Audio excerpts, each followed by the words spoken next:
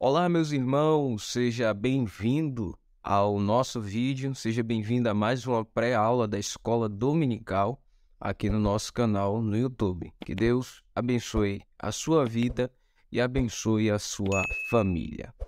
Hoje nós estaremos dando continuidade no trimestre e estaremos estudando hoje a lição de número 10, que traz um tema: o avivamento na vida pessoal. O avivamento na vida pessoal é muito importante e você saberá nesta pré-aula por que o avivamento na vida pessoal é tão importante para a vida e a existência da igreja. O textuário da lição está em Salmos 63, versículo 3 e 4. Porque a tua benignidade é melhor do que a vida. Os meus lábios te louvarão. Assim eu te bendirei enquanto viver. Em teu nome levantarei as minhas mãos. A verdade prática da lição está escrito assim: a presença do Espírito Santo é uma realidade em todos os dias da vida de um crente avivado. Uau! Vamos repetir novamente? A presença do Espírito Santo é uma realidade em todos os dias da vida de um crente avivado. Então, um crente avivado experimenta esta presença do Espírito e é uma realidade de vida. Ele está todos os dias atuando na vida deste crente fiel e avivado. Glória a Deus. A leitura bíblica em classe está em Salmo 63, versículo de número 1 ao versículo de número 8. Ó Deus, Tu és o meu Deus, de madrugada te buscarei, a minha alma tem sede de Ti, a minha carne te deseja muito em uma terra seca e cansada, onde não há água. Para ver a Tua fortaleza e a Tua glória, como te vi no santuário. Porque a Tua benignidade é melhor do que a vida, os meus lábios te louvaram. Assim, eu te bendirei enquanto viver, em Teu nome levantarei as minhas mãos. A minha alma se fartara, como de tutano e de gordura, e a minha boca te louvara com alegres lábios. Quando me lembrar de ti na minha cama e meditar em ti nas vigílias da noite. Porque tu tens sido o meu auxílio, jubiloso cantarei refugiado à sombra das tuas asas. A minha alma te segue de perto, a tua destra me sustenta. Na presente lição, nós temos 3 pontos onde nós vamos abordar a respeito do assunto geral. No primeiro ponto, nós falaremos sobre o avivamento na vida do salmista. No segundo ponto, falaremos sobre o avivamento espiritual do crente. E no terceiro ponto, falaremos sobre a vida pessoal e familiar do crente avivado. Essa aula está imperdível, fique aí que nós já estamos começando.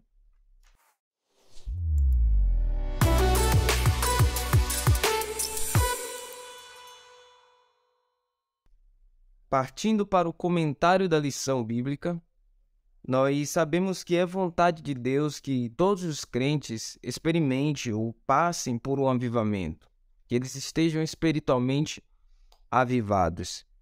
Não pode existir uma igreja se não existem crentes avivados na sua vida pessoal. Não só avivados na sua vida pessoal, mas também na sua devoção pessoal. Todo crente precisa viver para que a igreja viva. Todo crente precisa ter o seu secreto para que a igreja viva de forma pública. Quando um crente ele não é avivado e ele não vive de forma secreta, é bem propenso que a igreja caia, porque a igreja é sustentada por Cristo, mas também por cada irmão que vive individualmente, para que no coletivo o seu brilho e a vida seja refletida. E este viver ou este avivamento da devoção pessoal na vida pessoal requer algumas coisas que nós falaremos para frente, né? Mas é desejo de Deus que a igreja viva avivada e não existe igreja sem que os membros experimentem essa experiência de um avivamento espiritual na sua vida pessoal. Além desse avivamento se manifestar no interior do templo, que é morada do Espírito Santo, os nossos corpos, ele se revela em todos os lugares através do testemunho que nós damos referente à mudança de vida que foi gerada em nós. E esta mudança, ela é refletida no cotidiano das pessoas. Isso é refletido no casamento, na vida familiar, na escola, faculdade ou em qualquer outra área da vida comum. Esses testemunhos são revelados. E principalmente esses testemunhos e esta experiência, este resultado da experiência de uma vida avivada, mostra também um bom resultado referente à proclamação do Evangelho. E é sobre esse assunto que nós discorreremos agora nesta nossa pré-aula, né? A respeito de uma vida avivada, uma vida diária avivada pelo Espírito Santo. Primeiro ponto da lição, tá? Que compreende ao primeiro tópico. O avivamento na vida do salmista. Uma busca sincera. O estudante da Bíblia sabe que o salmista experimentou momentos de lutas, dificuldades e opressões ao longo da vida. Entretanto, mesmo diante desse processo difícil, o salmista desejava com entusiasmo a presença de Deus. Ó Deus, Tu és o meu Deus, de madrugada te buscarei, a minha alma tem sede de ti, a minha carne te deseja muito em uma terra seca e cansada onde não há água. Lá em Salmo 63, 1. Ainda que ele vivesse um período de sequidão e cansaço na carne, sua alma tinha sede de Deus e por isso promete buscá-lo de madrugada. O salmista tinha plena convicção, Tu és o meu Deus. Então, aqui nós podemos ver dentro de Davi uma busca sincera, que não está somente nesse salmo, mas que está em vários outros salmos. Salmo de número 119, por exemplo, o salmista fala que a sua alma saiu em busca de Deus, né? Existem vários textos nos salmos que falam de Davi e a busca por Deus. Então, podemos observar que o avivamento na vida pessoal, baseando-se no contexto da vida do salmista, ela se baseia em uma busca incessante pela presença de Deus. Vale salientar que Deus usa o profeta Amós para falar ao povo de Israel, dizendo: buscai-me e vivei. Observe que a junção da palavra buscar e vida está junta. Buscai-me e vivei. Ou seja, todo cristão ele vive, todo cristão ele está vivo quando ele busca a Deus. Observe que Davi coloca o seu cenário, né, dizendo que está em uma terra seca, cansada onde não há água. Porém, o seu entusiasmo está em buscar a presença de Deus. E é interessante que Davi faz uma afirmação: ó Deus, Tu és o meu Deus. Aqui está implícito uma coisa muito importante, que Davi tinha convicção de quem ele servia. Davi tinha convicção de quem era o seu Deus. Eu não sei se Deus, o Deus de Israel, é o seu Deus, mas o Deus de Israel é o meu Deus. É uma convicção. Talvez ele não seja o Deus de todos. Talvez ele não seja o Senhor de todos. Talvez ele não seja o pastor de todos, mas da minha vida, ele é o meu Deus, o meu pastor, o meu Salvador. Ou seja, esta é uma afirmação de que ele está colocando Deus como sendo o seu maior patrimônio, sendo aquilo mais precioso na sua vida. Eu lembro de Jó, quando ele diz: eu sei que o meu Redentor vive. Quando Jó usa essa expressão, eu sei que o meu Redentor vive, ele está afirmando, ninguém precisa crer por ele. Ele crê em Deus, ele crê no seu Redentor. E isso é muito interessante porque ele fala dessa busca, a sua carne é como uma terra seca, mas a sua alma anseia e busca a Deus. E aí ele promete buscá-lo a Deus em madrugada. Mas a maior convicção do salmista está no fato dele dizer: Deus, tu és o meu Deus. E isso é muito importante, né? Quando nós buscamos a Deus, quando nós estamos inteirados em buscar a Deus, nós reconhecemos essas coisas, nós entendemos a importância de Deus na nossa vida, nós entendemos a importância de estarmos no lugar aonde podemos encontrar ao Senhor. Utilizando novamente a palavra do profeta Amós, busque a Deus e viva. Se a igreja buscar a Deus, ela com certeza viverá.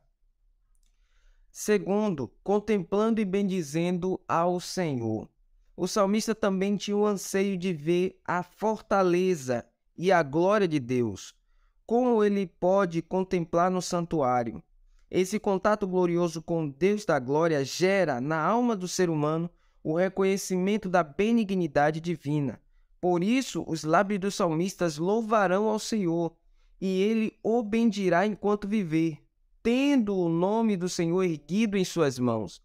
Aqui podemos aprender com ele a respeito da disposição da alma em contemplar a glória de Deus e bendizê-lo por toda a vida. Segundo o salmista, é possível viver essa realidade espiritual diante de um contexto completamente oposto à presença de Deus. Não somente um verdadeiro avivamento espiritual na vida do crente é capaz de fazer isso. Então, observe a forma com que Davi discorre a respeito da contemplação e o engrandecimento do nome do Senhor, né? Olhe só a forma com que ele vai discorrendo sobre o assunto, né? O contato glorioso com Deus gera na alma do ser humano o reconhecimento da benignidade divina, ou seja, toda vez que contemplamos Deus na natureza, toda vez que contemplamos a glória de Deus nas mínimas coisas, na ciência, ou em qualquer outras coisas da nossa vida, através de um livramento, através de uma experiência, nós conseguimos enxergar a benignidade de Deus, o amor de Deus, o tanto que Deus se importa conosco. Então, esse é um dos motivos, né, que faz a alma de Davi se alegrar, que faz a alma de Davi expandir em uma alegria constante a respeito daquilo que ele compreende sobre o Senhor. Ele fala sobre ter o Senhor erguido nas suas mãos, rendido. Ele fala sobre como podemos aprender a respeito da disposição da alma em contemplar ao Senhor. A nossa alma vive quando contemplamos a Deus. Às vezes as pessoas dizem: Deus não fala comigo, eu não ouço a voz de Deus. Mas nós temos hoje inúmeros meios para ouvir a voz de Deus. Nós temos meios de ouvir a voz de Deus através da palavra. Quando abrimos a palavra, lemos a palavra, contemplamos a palavra, meditamos na palavra, Deus fala conosco. Deus pode falar conosco através de um louvor. A nossa alma precisa ter a característica de contemplar a Deus nas coisas. Contemplar a Deus nas mínimas coisas. Então, através de um louvor, Deus pode falar ao nosso coração. Deus pode falar ao nosso coração através da natureza, observando um animal, observando um inseto, olhando para o céu, vendo os astros, olhando para a natureza, nós conseguimos contemplar a Deus, e aí nós entenderemos a disposição da nossa alma, quando nós contemplamos a Deus. Se a nossa alma anseia por Deus, nós conseguiremos ter esta visão que o salmista tem e poderemos discorrer sobre esse assunto na mesma ênfase que ele discorre a respeito de Deus. E aí sabemos que somente um verdadeiro avivamento espiritual na vida do crente é capaz de fazer com que ele consiga contemplar e glorificar a Deus nas coisas que ele vê, que ele percebe, que ele lê, que ele ouve. Deus tem várias formas de falar com os homens, mas precisamos entender que Deus está, ou o Espírito Santo pode ser ouvido, e ele pode ser achado, e ele pode ser contactado por quem realmente busca um contato e busca a glória de Deus. Terceiro, Deus é o nosso auxílio. O salmista também afirma que sua alma se fartará com a presença de Deus e a sua boca louvará o Senhor da vida. Esse é o resultado da busca e da contemplação do Senhor. O salmista sabe que lembrar de Deus e meditar em sua palavra é garantia de auxílio, júbilo e segurança. Então, a primeira coisa que nós temos aqui é que o salmista entende que lembrar de Deus e meditar na sua palavra garante auxílio. Vale salientar que lá no Salmo de número 1, né, onde ele fala da bem-aventurança do servo diferente, do crente diferente, ele está falando que antes tem o seu prazer na lei. Ele não está falando de satisfação, porque satisfação é algo momentâneo, satisfação é algo instantâneo. Você fez algo e já se satisfez. Mas prazer é algo que é longo, você sente-se bem fazendo aquilo. Então, a repetição de fazer aquela atividade gera um prazer. Então, o prazer dele está na lei do Senhor. E aonde é que o prazer é revelado? Porque medita de dia e medita de noite. Então, meditando de dia, meditando de noite, e o ciclo se repete a cada dia e de noite e de dia, nós podemos perceber que a sua alma está auxiliada por Deus. Ele está amparado por Deus. A sua alma tem júbilo, tem alegria, tem contentamento, tem gozo. Ele está jubilando e ele está seguro, porque a palavra de Deus é uma fortaleza onde nós podemos nos abrigar. Nada é tão consolador para uma vida avivada do que o crente ter Deus como auxílio, refúgio e fortaleza. Um verdadeiro avivamento pessoal promove a bênção da segurança divina na vida do crente. Então, o crente precisa viver esta dádiva de Deus, de ter Deus como seu Deus, o seu refúgio e a sua fortaleza. Nós precisamos de um avivamento na nossa vida pessoal. Ponto 2 da nossa lição: o avivamento espiritual do crente. Primeiro, reservando uma agenda para a piedade. À luz que aprendemos com o salmista, percebemos que há elementos imprescindíveis para que a vida do crente seja poderosamente avivada. São elementos que, ao longo das Escrituras e da história da Igreja, encontramos como modelo espiritual para o crente: a prática da oração e da leitura devocional das Escrituras. Primeiramente, é importante que o crente reserve um tempo ao longo do dia para desfrutar de períodos especiais em que cultive a vida devocional e, consequentemente, estreite a comunhão com Deus. Isso é importante. O crente só vive se ele tiver essas características. Segundo, a prática da oração. A Bíblia relata exemplos de homens que desenvolveram um hábito de oração ao longo do dia. Aqui citamos 3. O salmista Davi tinha o costume de orar pelo menos 3 vezes ao dia. Daniel orava 3 vezes ao dia. Jesus, o nosso maior modelo de oração, orava intensamente no dia. Esse exercício diário da oração é um instrumento maravilhoso para o crente desenvolver uma vida espiritualmente avivada. Na Bíblia, muitos homens e mulheres de Deus venceram grandes batalhas porque tinham a prática da oração. É muito importante que o crente desempenhe essa função da oração. Talvez você não tenha a possibilidade de orar 3 vezes ao dia, por conta da atividade, do trabalho, várias outras coisas no seu dia, você não tem essa possibilidade de orar 3 vezes ao dia. Mas você pode estar constantemente em oração, sem falar, sem expressar reação, no seu íntimo da sua mente, da sua alma, no seu espírito, você está em contato com Deus a todo momento, conversando com Deus a todo momento.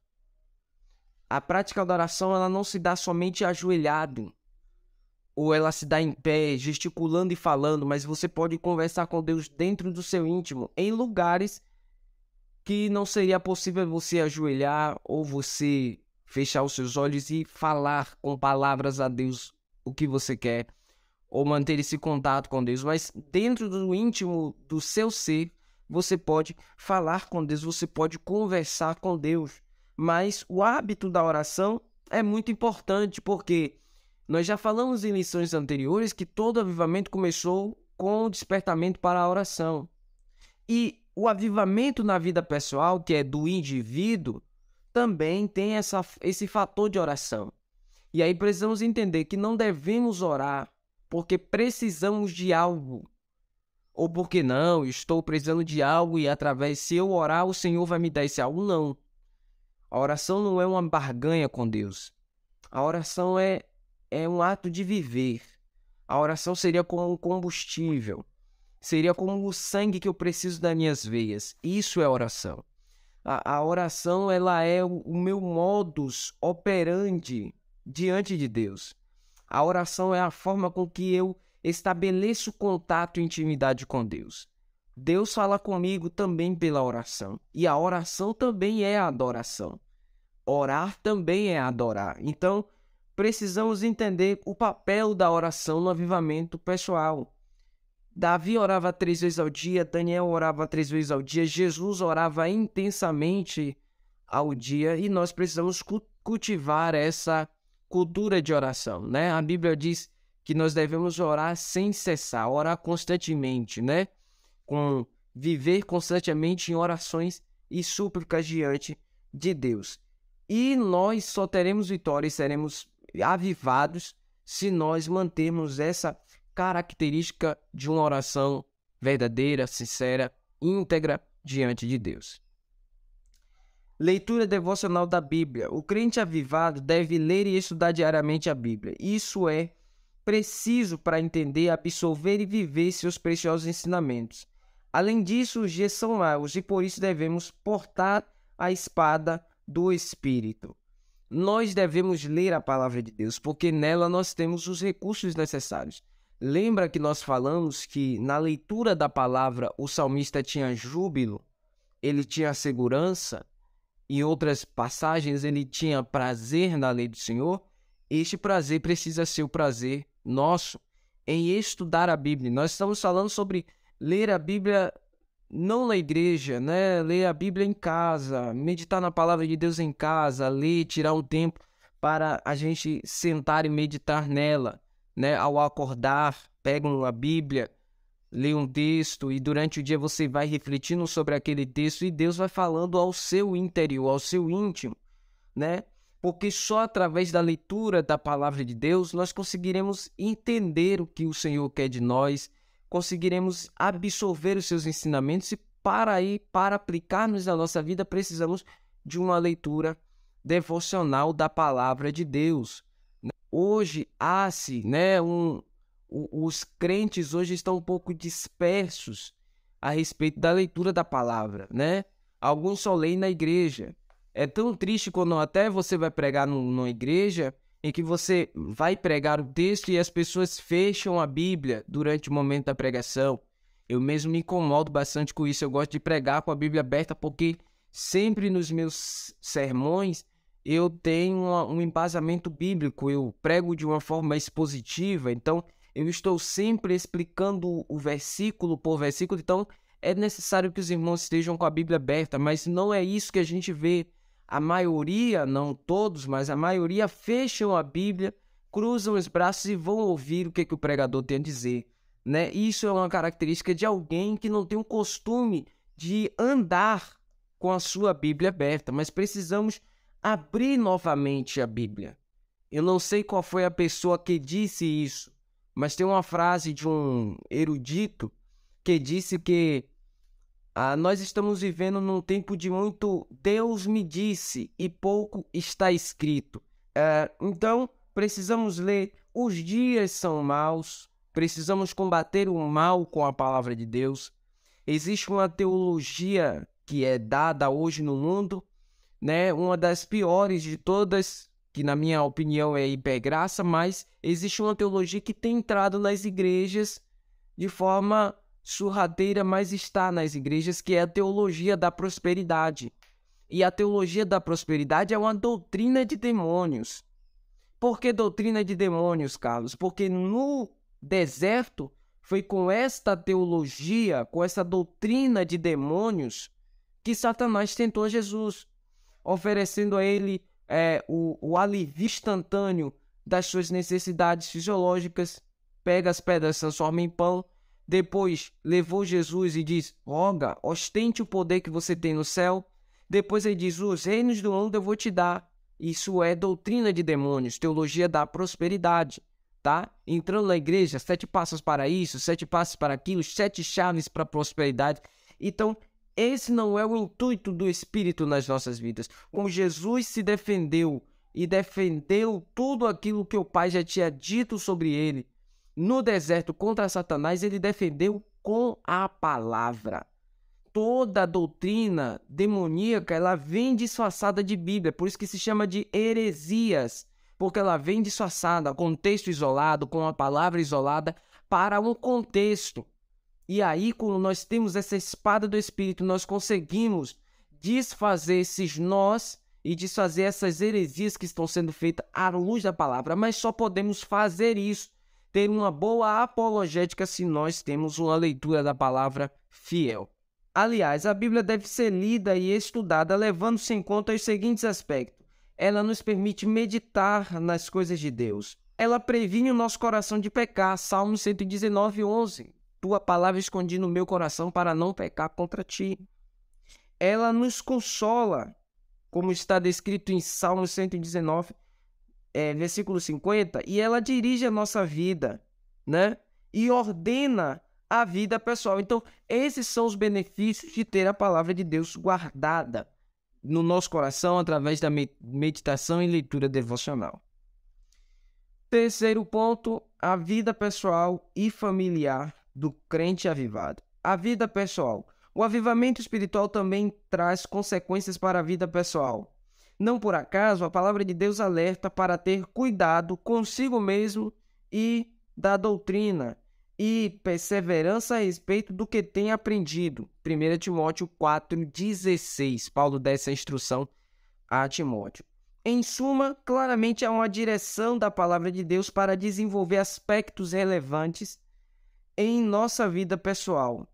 Integridade, prudência no falar e no agir, cuidado na saúde física e no emocional. Então, a vida pessoal avivada, ela traz essas características, né? Ela traz as características através de uma direção da palavra de Deus. Você consegue compreender, você consegue entender que é necessário ter cuidado com o nosso corpo, é necessário ter cuidado com nós mesmos, até porque nós pregamos, nós ensinamos, nós falamos, mas nós também temos cuidado de nós mesmos. Paulo fala isso a Timóteo. Ele diz a Timóteo, persiste em ler e exortar, né? Medita sobre essas coisas, porque fazendo isso salvará tanto a ti mesmo quanto aos que te ouvem. Então Paulo está dizendo, ganhe os seus ouvintes, mas se preocupe com você, se preocupe com o seu espiritual também, porque ainda que você ensine, pregue, você corre o risco de perecer, e as pessoas que te ouvem podem se salvar e você pode perecer. Então cuide de você, porque você fazendo isso, cuidando de você, você também cuidará daqueles que ouvem, né? E salvará vocês e a eles. Então, isso é muito importante, né? Porque a palavra de Deus, ela nos leva para o desenvolvimento do corpo, cuidar do nosso corpo, templo do Espírito Santo, cuidar da saúde e ter uma integridade física e emocional também, que nesse tempo a parte emocional dos homens da igreja e da humanidade em si está sendo muito afetado pelos problemas do século. Segundo, a vida com o cônjuge. Uma vida matrimonial pode e deve ser vivida no Espírito de Deus. Uma vida avivada no Espírito tem como consequência básica o amor e a submissão, a demonstração de carinho e afeto. Uma comunidade eficiente e atenta, portanto, a vida de bênção no lar é consequência de, como lemos em Efésios 5:6, de uma vida cheia do Espírito Santo. Ou seja, uma vida cheia do Espírito Santo, isso vai refletir na união do casal, né? Isso vai refletir na vida conjugal, dentro de casa. Então, tanto o esposo e a esposa cheio do Espírito Santo, a vida no lar vai ser muito mais harmoniosa, vai ser algo muito mais harmônico, algo mais leve. Isso, a vida a dois vai fluir de uma forma muito melhor. Vida com os filhos. Um crente avivado dará atenção ao seu relacionamento com os filhos. Aqui há cuidados indispensáveis para uma vida cristã avivada e feliz no relacionamento entre pais e filhos. O afeto, como está em Filipenses 2:1 e 2. Os cuidados espirituais, Deuteronômio 11:18 ao 21. o hábito do culto doméstico, Salmo 78, do 1 ao 9, o relacionamento cristão com os filhos, a disciplina dos filhos. Então, isso é muito importante, porque a igreja também vive com a família. A igreja iniciou com famílias. Era uma família que se reunia com outra família, com outras famílias e gerou uma igreja. Então, a igreja vive quando a família está bem. Quando a família vai mal, a igreja vai mal. Quando a família está bem, a igreja também vai bem. Cuidados espirituais, o acompanhamento espiritual dos filhos, isso é muito importante que os pais façam, né? Eu sou um jovem ainda, tenho 24 anos, e venho tendo esse acompanhamento desde a minha infância, né? Desde o meu nascimento, né? Na verdade, dos meus pais sempre estarem fazendo o meu acompanhamento espiritual. Hoje, graças a Deus, tenho 24 anos, não sou casado ainda, estou noivo, mas já vou casar, glória a Deus. Hoje sou um obreiro, um diácono, sirvo a igreja, tenho um trabalho de ensino na igreja, prego a palavra de Deus por graça e misericórdia, não querendo me engrandecer, mas coordenador de escola bíblica dominical, professor, pregador da palavra de Deus, né? Graças a Deus fiz as minhas qualificações, os meus cursos capacitativos para poder exercer essa função. Estou no caminho do Senhor, não tenho nenhuma pretensão de sair, porque eu fui muito bem acompanhado, eu fui muito bem ensinado e estou sendo sempre ensinado, alertado e acompanhado espiritualmente, né? Enquanto eu vivo com meus pais, eu estou passando por esta fase, né, de ensino, de acompanhamento, e isso é bom para as nossas vidas. Às vezes é chato, né? Às vezes é chato tá ouvindo sempre, né, aquela coisa, mas quando você para depois e reflete, fala, olha, isso me fez prosseguir, isso está me mantendo de pé, isso está me ajudando na minha caminhada. Então, isso é importante. No momento, receber a repreensão, a correção, o aconselhamento, às vezes é chato, né? Às vezes receber a mesma coisa sempre. Mas, no fim das contas, quando meditamos, nós entendemos que isso é essencial, né? É como a palavra de Deus. Ela vem nos exortando sempre na mesma coisa, a mesma linha. E às vezes a gente... Porque nós temos uma fragilidade naquela área e Deus quer nos ajudar naquela área. E quando nós refletimos e entendemos e procuramos mudar, né? Nós entendemos que isso é essencial na nossa vida. Então, hoje nós aprendemos que o avivamento na vida espiritual da igreja é muito importante. Como eu tinha dito no início, eu encerro. A igreja precisa viver, cada crente precisa viver para que a igreja viva, né? Então, através da vida do salmista, nós aprendemos como nós podemos contemplar Deus e a sua glória.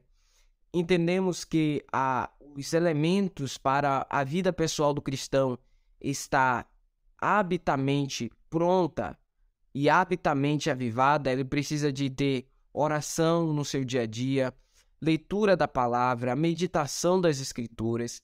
Entendemos que a vida espiritual avivada pessoal, ela carece de cuidados com a doutrina, com o corpo. Ela entra e ela tem características de toda a vida, né, comum, cotidiana, em sociedade, que é necessário ter um avivamento no matrimônio, entre os cônjuges, né, para que a harmonia do casal seja plena também em Deus e também sobre a vida dos filhos. Espero que você tenha sido abençoado por essa aula, espero que você consiga entender todo o conteúdo que será abordado nessa lição, que será aplicada domingo, né, em algumas congregações, e que Deus te abençoe, que você continue meditando muito mais na sua lição, meditando na palavra de Deus, pegando as referências bíblicas para que você tenha uma maior amplitude sobre o assunto. Deus te abençoe e eu te espero na próxima.